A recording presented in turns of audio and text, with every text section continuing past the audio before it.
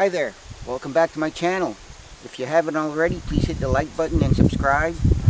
And today, this is a short video. It's going to be about maintenance.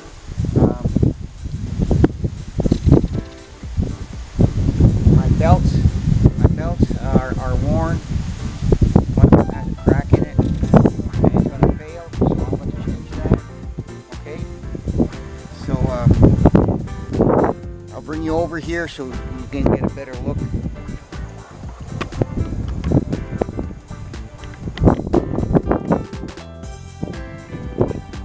Okay, so I got to take off the fuel tank.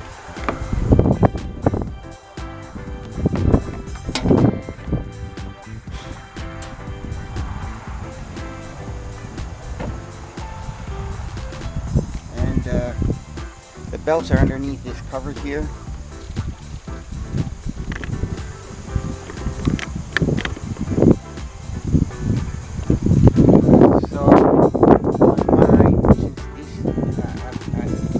Not be original, okay, but on mine these are 9/16 and these are 1/2 inch. These are 7/16 and these are 1/2 inch.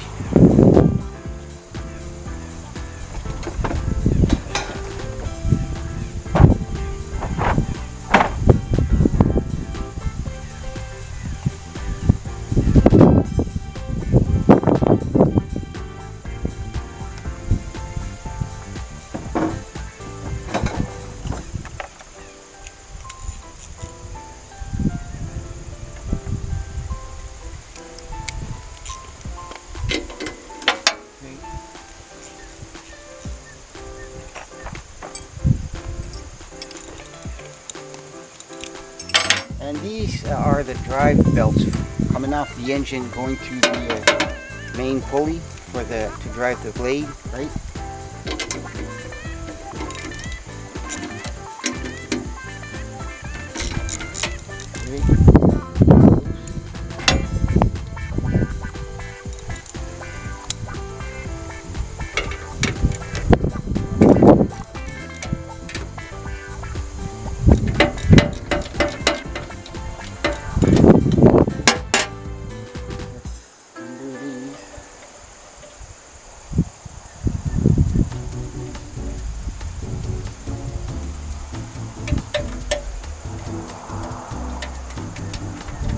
And I change.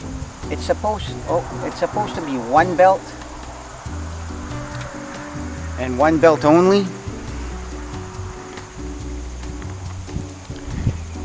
But the reason why it's not one belt only, it's because the pulley on the engine and the main pulley on this drive behind here is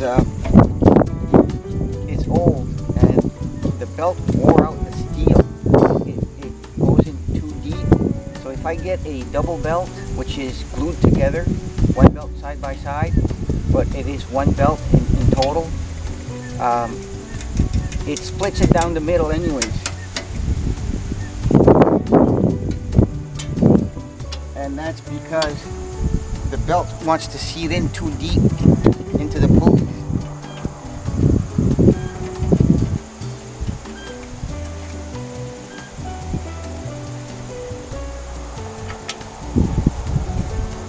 Now maybe it did this right from the factory, I don't know, but I think that's what happened. Like, the belts wore a groove in the pulleys and they're old. This mill has 2,200 hours on it, and it's all, maybe it went around once already, I'm not sure. It's had an engine job done to it before.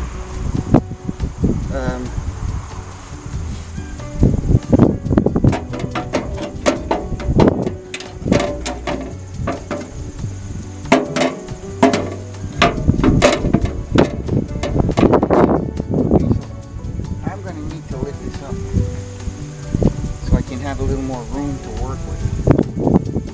So I'm just going to turn it on.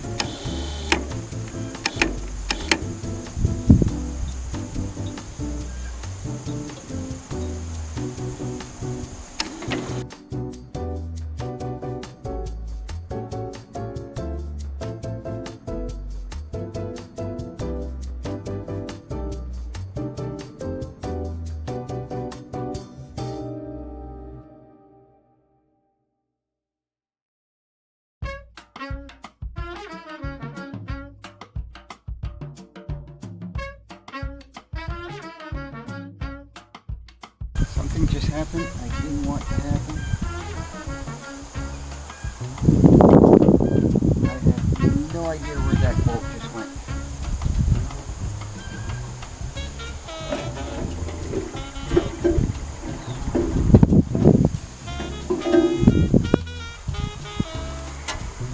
Looks like I'm going to have to find another one. Because I don't think I'm going to find it. Unless I'm terribly lucky. Oh, I found it.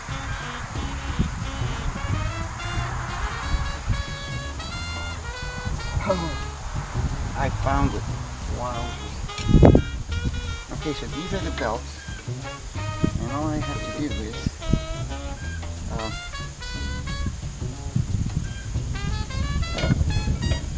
take them off. I gotta take this off as well. Because they're not going to come out any other way, right? I gotta take this off. And this is going to drop. But what I can do, this is how you engage it, right? If I lift up the engine here with the lever, it tensions the belts.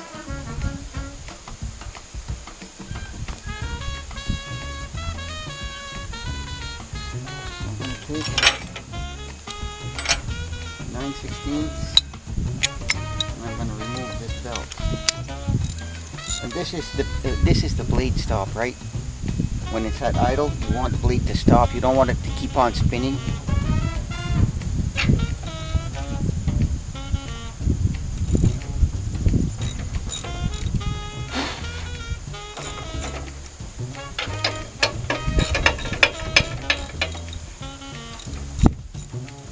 Okay, so that's the brake. Now I can remove the belts.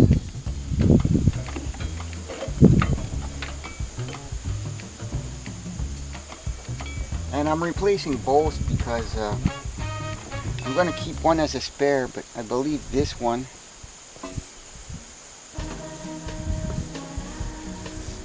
no, it's not this one, it's this one. This one has a crack in it. Not there. Not there. Why can't I see it? I know that one of these belts is bad. And the belts aren't that old. Here, see?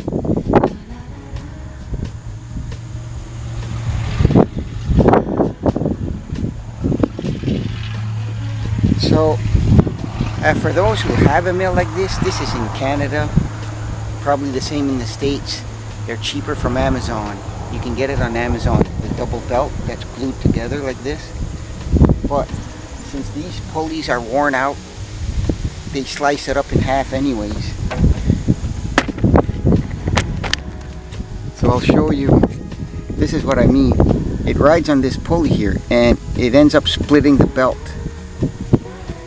here as well. So maybe it's normal, maybe it's not. I don't know. This goes freely. This is good.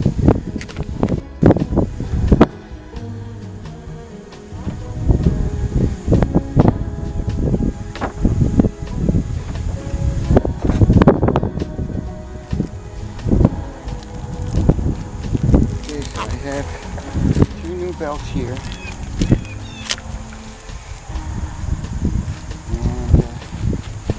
On.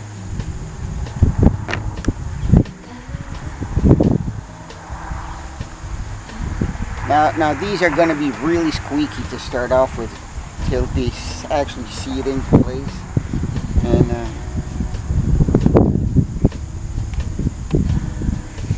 I don't know. I was always told you always put the lettering. You always put the lettering in the direction of spin so you can read it. So this spins this way. So yeah, they should be in that direction so I can read them. In the direction of spin. So this, like this. So just gonna slide that in here.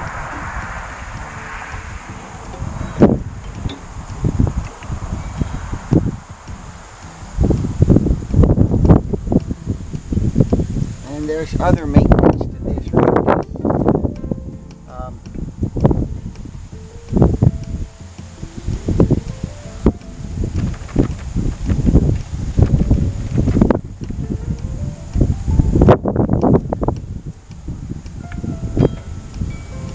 There's proper belt tension, right? If the belt slips, the speed changes, but your feed rate doesn't. So the blade starts digging and waving up and down. And you think you got a dull blade, but you don't. You don't have enough tension on your belts. Does that make sense, right? When you're sawing through a log, anything like a knot will change the resistance. If the engine speed changes any, if the belt slips, you don't want the blade speed to change or the feed rate when you're sawing, because then you'll cause a wave action in your lumber. And this happens mostly in like 2x8s and up, right? Alright. And how you check this, okay? You can buy a spring plunger that pushes down on this, and it's supposed to be so many pounds for 1/2 inch or 1 inch of movement, right?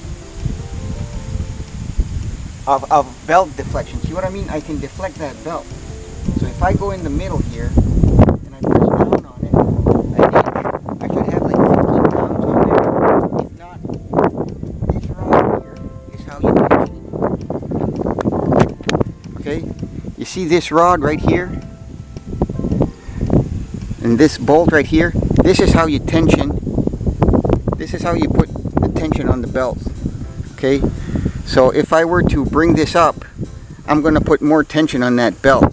Now if I'm pressing down with this plunger and I deflect 1 inch, I should have around 15 to 17 pounds on the plunger.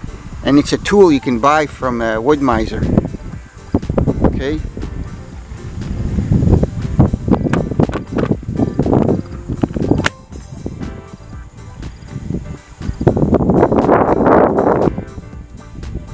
So now I gotta put the brake back on.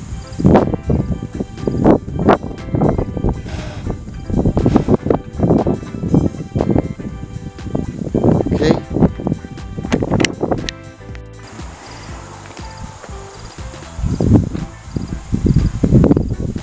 Please don't forget to subscribe. This is an LT40 Wood-Mizer from 1990. So they're about the same for those years. They came out with the electronic box at 92, 93, something like that.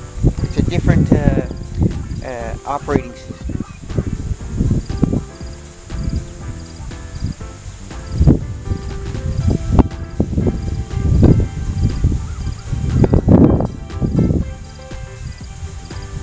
I wonder if I can flip this around. It's just, this is a snowmobile belt. The previous owner actually made it up.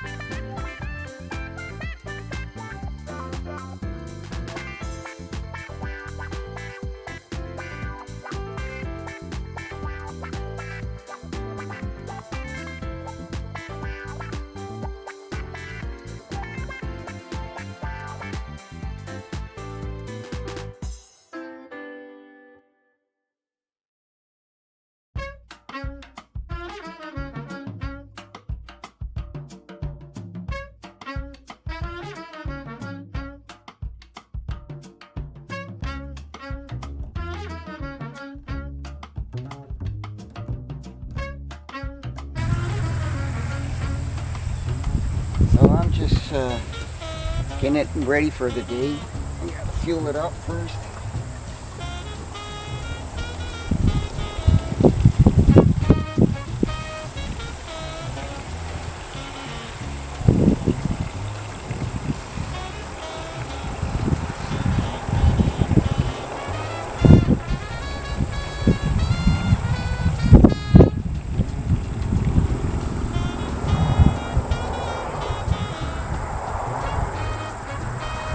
I always like to start off the day by checking the oil.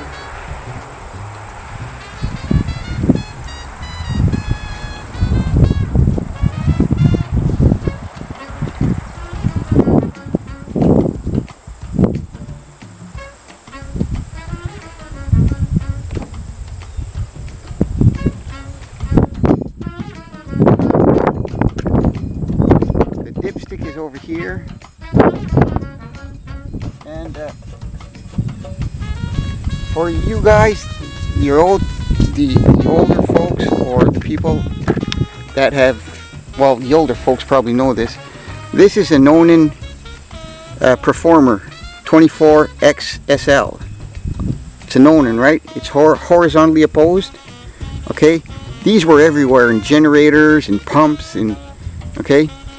But what I do is I engage the belts so my engine isn't tilting this way.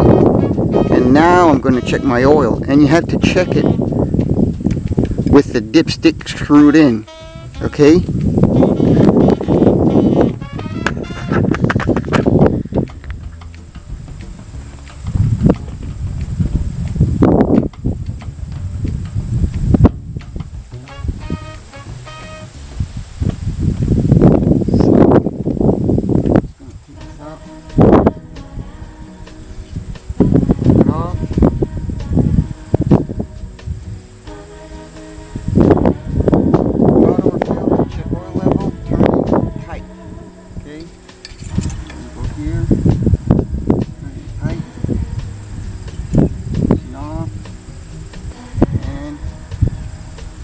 I'm right at the full mark, so I'm good.